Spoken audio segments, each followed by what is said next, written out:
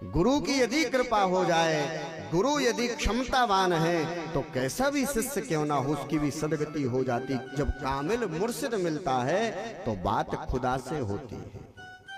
यदि योग्य गुरु मिल जाए तो साधन से साधन आदमी को भी क्या बना देते, पारस में। पारस में और गुरु में यही अंतर हो जान, पारस खुद सो ना करे, गुरु करे आप समान।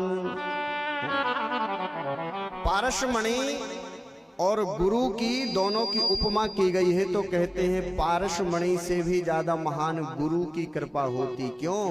क्योंकि पारसमणि में ये गुण रहता कि उससे यदि लोहे को स्पर्श करा दिया जाए तो लोहा भी सोना बन जाता है। पारसमणि से यदि लोहा स्पर्श कराएं तो लोहा क्या बन जाता, सोना बन जाता है।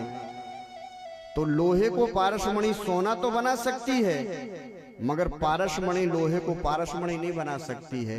मगर गुरु इतने कृपालु दयालु होते हैं कि शिष्य के लिए अपने समान बना देते, चेले को भी क्या गुरु बना देते। ये गुरु की कृपा है। बस आस्था हो, श्रद्धा हो। श्रद्धा नहीं है तो गुरु तो क्या कोई भी नहीं।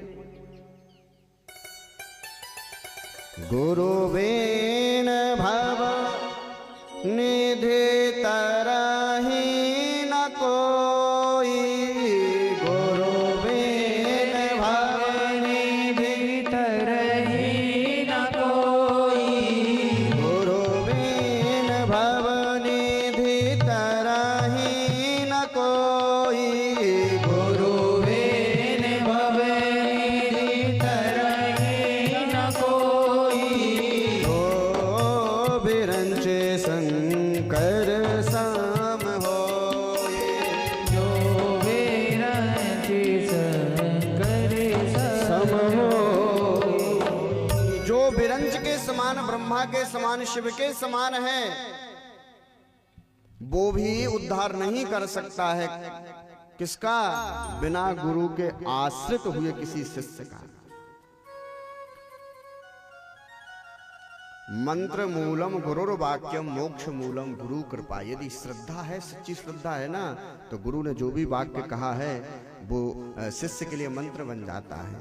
एक भोला भाला आदमी गुरु जी से बोला हमें आपसे दीक्षा लेनी, क्या करना? दीक्षा मतलब आपसे मंत्र लेना है। गुरु जी ने कहा बेटा हम सबको मंत्र नहीं देते हैं, थोड़े पढ़े लिखे समझदार होते तो तुम्हें दे देते मंत्र, हम तुमको दीक्षा नहीं गुरु जी हमें आपसे चाहिए। एक बार कहा, दो बार कहा, जब 10वां बार गुरुजी ने मना कर दिया, चेला तो पीछे पड़ गया, बोले गुरुजी दीक्षा लेंगे तो तुमसे।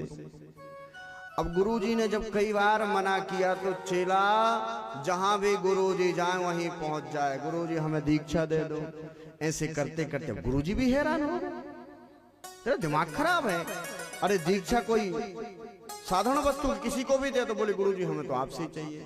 ऐसे होते होते गुरुदेव बड़े नाराज। एक बार गुरुजी नहाने जा रहे थे, स्नान करने, हाथ में कमंडल, तो जी पीछे पड़ा, गुरुजी दीक्षा दे दो, गुरुजी दीक्षा दे दो।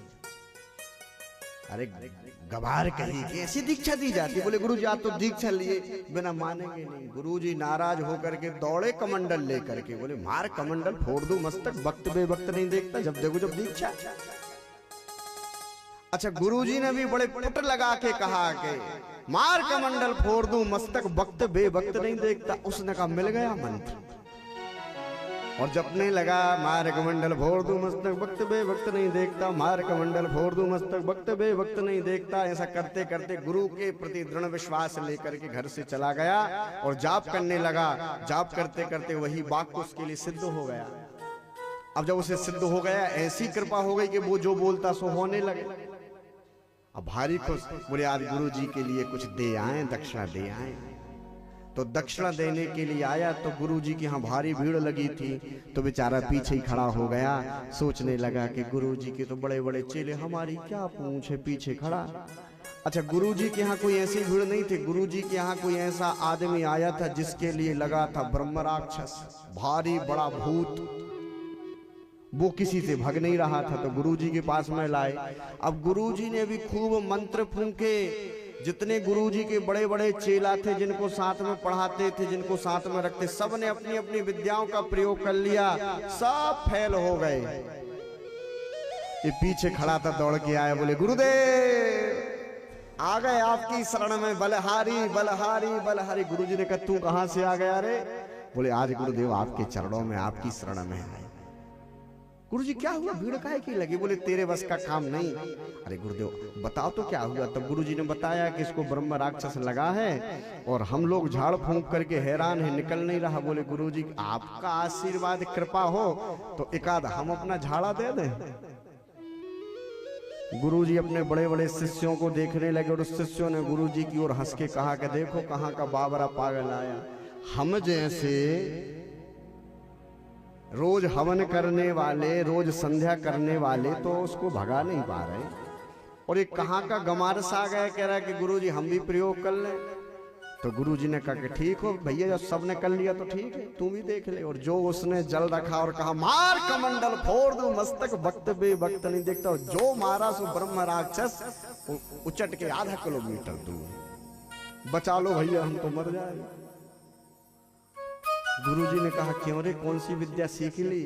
अब तो जो खास खास चेला थे वो नाराज हो गए। बोले गुरुजी आपने गड़बड़ की, इतनी सेवा की, मगर आपने असली वाला मंत्र तो दिया ही नहीं। ये पता नहीं आपने कौन सा मंत्र दिया कि वो मंत्र काम ही नहीं कर रहा है, और इसको कौन सा असली मंत्र दे दिया कि जो इसने एक झाड़ा मारा सो उचट करके इतने दूर ब्रह्म राक्षस। भैया ये मंत्र तुझे किसने दिया? गुरुदेव आपकी ही कृपा से मिला। कहाँ मिला? गंगा जी के किनारे मिला। मैंने तो दिया नहीं। बोले गुरुदेव आपने ही कहा था मार कमंडल फोड़ दूं मस्तक। अरे बोले वो तो मैंने डांट लगाई। बोले गुरुदेव गुरु की डांट तो मंत्र बन जाती है, गुरु की मार तो कृपा बन जाती है, गुरु की फटकार तो शिष्य के लिए प्रसाद बन जाती है। आपकी वो डांट हमारे लिए वरदान बन गई, चिंता मत करो। हाँ